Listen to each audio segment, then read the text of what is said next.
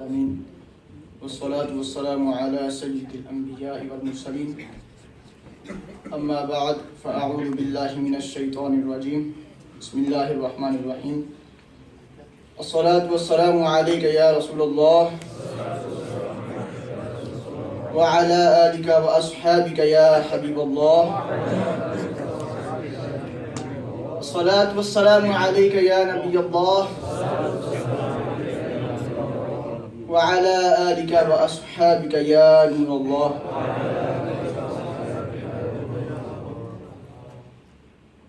Sayyidina Imam Sakhafi rahmatullahi ta'ala alayhi narra che il nobile profeta sallallahu ta'ala alayhi wa sallam ha affermato: colui che mi invia un Durud Sharif, Allah Azza wa Jal gli invia 10 benedizioni.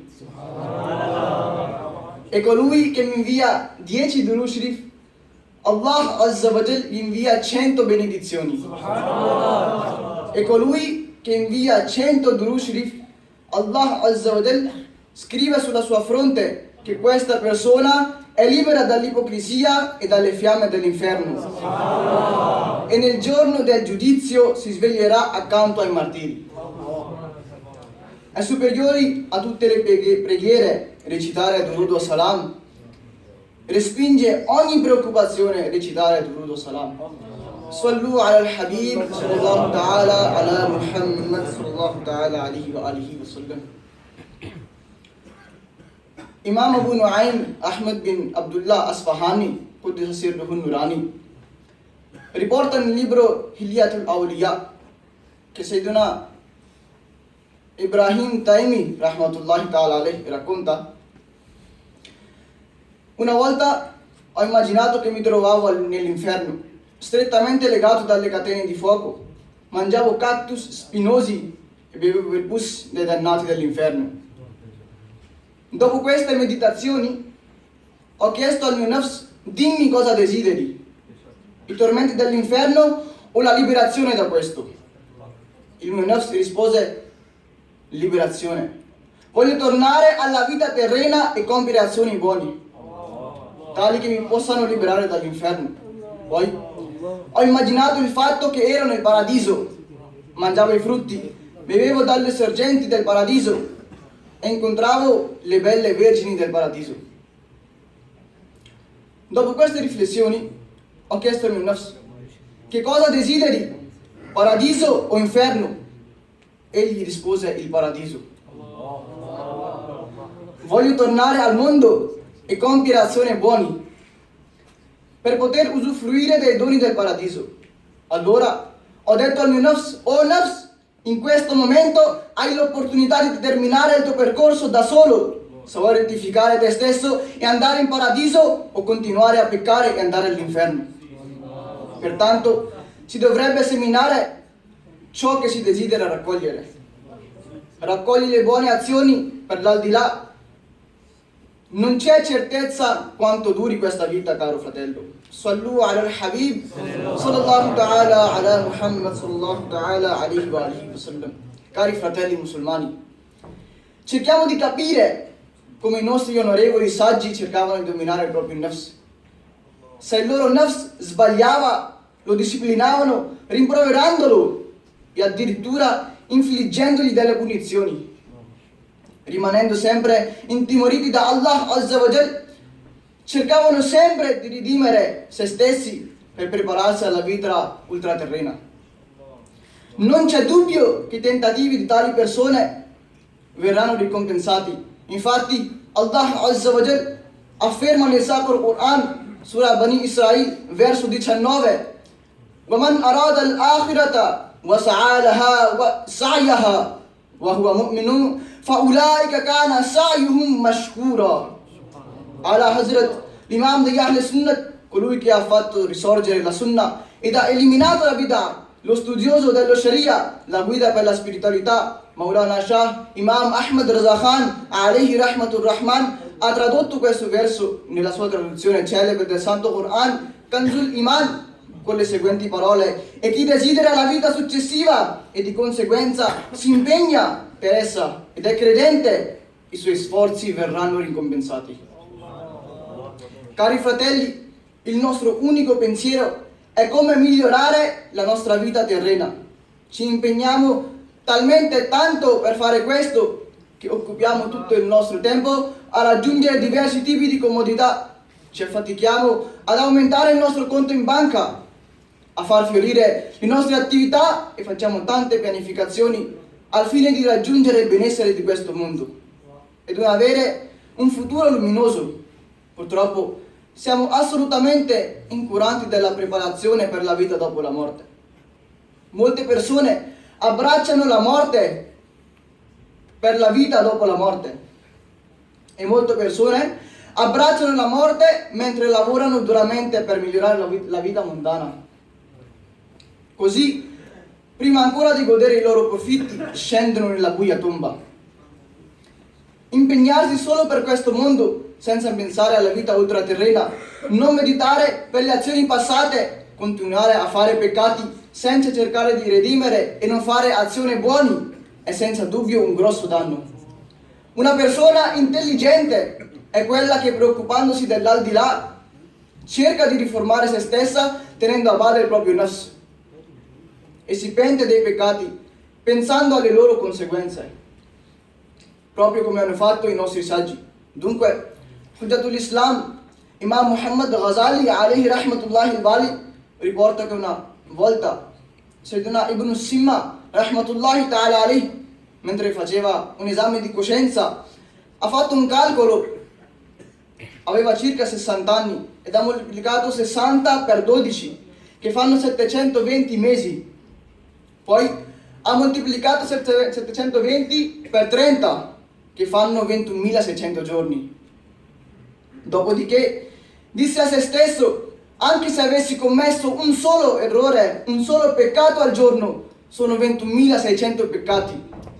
Poi ci saranno stati giorni in cui avrò commesso anche 1.000 peccati al giorno.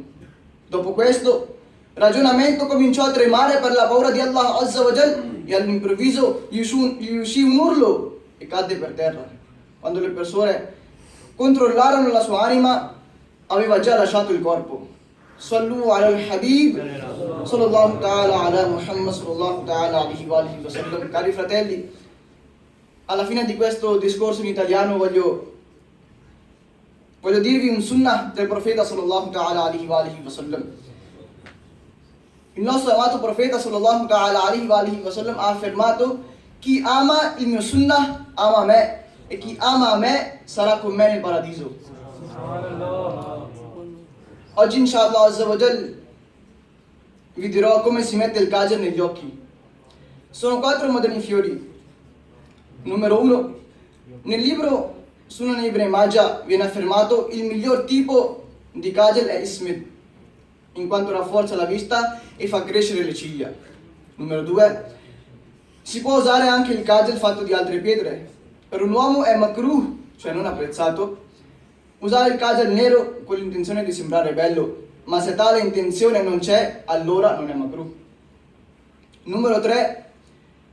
È sunnah mettere il kajal prima di dormire. Numero 4. Ci sono 3 modi per mettere il kajal negli occhi. Il primo modo è applicare il kajal 3 volte per ciascun occhio, ogni volta mettere l'applicatore nel contenitore. Il secondo modo, mettere 3 volte negli occhi destro e 2 volte nell'occhio sinistro. E il terzo modo è applicare 2 volte per ciascun occhio, poi mettere l'applicatore nel contenitore e usarlo prima nell'occhio destro e poi in quello sinistro. E questo modo è conforme per tutti i 3 modi del sunnah. Cari fratelli islamici, il nostro amato profeta sallallahu ta'ala alihi wa sallam utilizzava il lato destro per avviare, per iniziare ogni buona azione. Pertanto mettere il kohol prima dell'occhio destro e poi quello nel sinistro. Per avere una maggiore comprensione del sunnah di mettere il kohol o per imparare molte altre sunnah, leggete il libro Sunnat or Adab, composto da 120 pagine e pubblicato da Maktabatul Madina. Per imparare le sunnah viaggiano in Madini Qafila, per cercare grazia viaggiano in Madini Qafila, per risolvere i problemi viaggiano in Madini Qafila, per raccogliere benedizioni viaggia nei madani qafila. Sallu ala al-Habib sallallahu ta'ala ala Muhammad sallallahu ta'ala alayhi wa alihi wa sallam. پیارے محترم اسلام بھائیو، ابھی جو اٹالوی میں بیان ہوا اس کا انشاءاللہ عز و جل کچھ اردو خلاصہ بھی آپ کی بارگاہ میں پیش کروں گا۔ درود شریف کی فضیلت جو بیان کی گئی، حضرت سیدنا امام سخاوی رحمۃ اللہ تعالی علیہ نقل فرماتے ہیں کہ سرکار دو عالم صلی اللہ تعالی علیہ وآلہ وسلم نے ارشاد فرمایا، جس نے مجھ پر ایک بار درود پاک پڑھا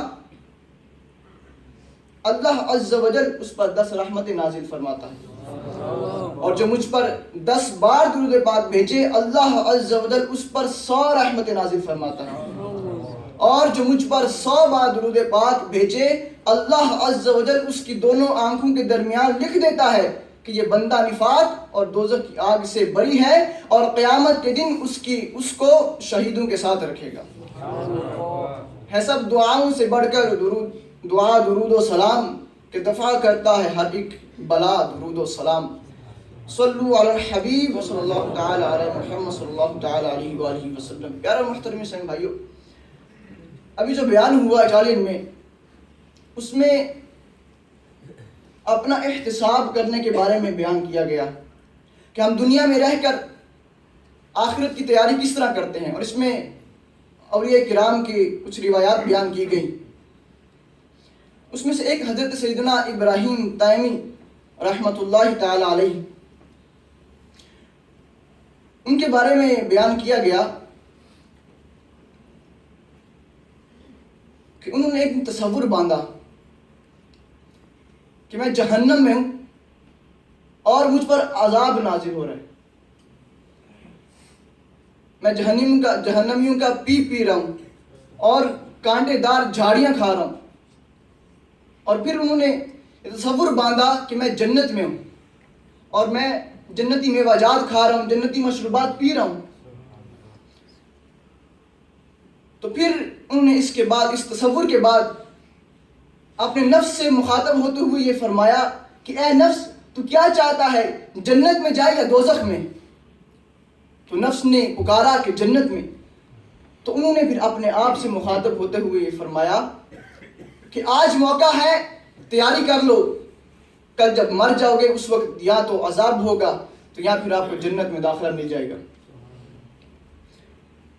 پیارے محترم اسلام بھائیو، ہمارے لیے اس میں بہت بڑا سبق ہے کہ آج ہم زندہ ہیں، ہماری سانسیں چل رہی ہیں، ہم چل پھر سکتے ہیں، نیک اعمال کر سکتے ہیں، تو ہم کیوں اپنی زندگی کو گناہوں میں بسر کر کے، گناہوں میں گزار کر برباد کریں؟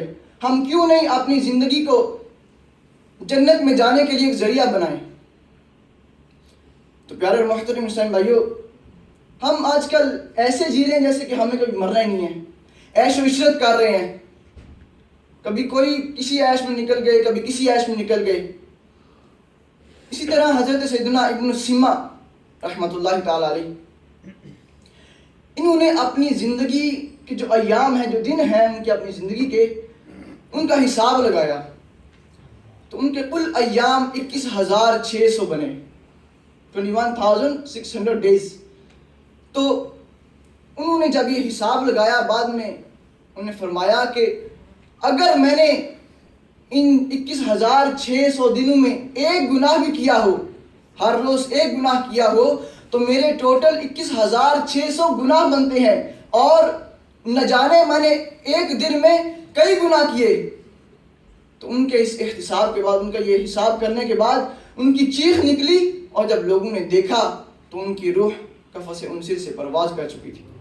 پیارے اور محترم اسلام بھائیو، ایک ہم ہیں، روز گناہ کرتے ہیں، نیا دن چڑھتا ہے گناہ کرتے ہیں، شام ڈھلتی ہے گناہ کرتے ہیں، ہر لمحے ہم گناہ کیے جاتے ہیں، لیکن ہمیں پھر بھی موت کی پرواہ نہیں ہے، ہم پھر بھی گناہ پہ گناہ کیے جا رہے ہیں، ہمیں اللہ عز و جل کا خوف ہی نہیں رہا۔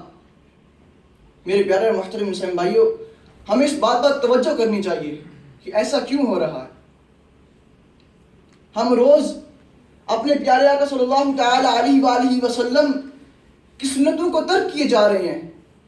صبح اٹھتے ہیں تو پیارے آقا صلی اللہ علیہ وآلہ وسلم کی مبارک سنت داڑھی شریف، اس کو ہم نالیوں کے نظر کر دیتے ہیں۔ ہم نے کفار کی مشابہت کرنا شروع کر دی ہے، پیارے آقا صلی اللہ علیہ وآلہ وسلم کو ترک کرنا شروع کر دیا ہے. پین شرٹ کوٹ ٹائی ہم یہ سب کچھ پہننا ہم نے شروع کر دیا. ان کی مشابہت یہ کیوں ہے؟ اگر کوئی کسی کے ذہن میں یہ سوال آتا ہے کہ ہم اس ملک میں رہیں تو اس ملک میں رہنے کے لیے کرنا پڑتا ہے. تو اگر آپ کل کو آپ کو یہ بولیں کہ آپ اپنا ایمان چھوڑ دیں، کیا ہم اپنا ایمان چھوڑ دیں گے؟ پیارے محترم اسلام بھائی، ہمارے اسلاف کے جو واقعات ہیں اس پہ غور کر کے ہم اپنی زندگی کا احتساب کریں کہ ہم اس دنیا میں آئے کیوں، کیا کرنے کے لیے آئے اور ہم کر کیا رہے ہیں.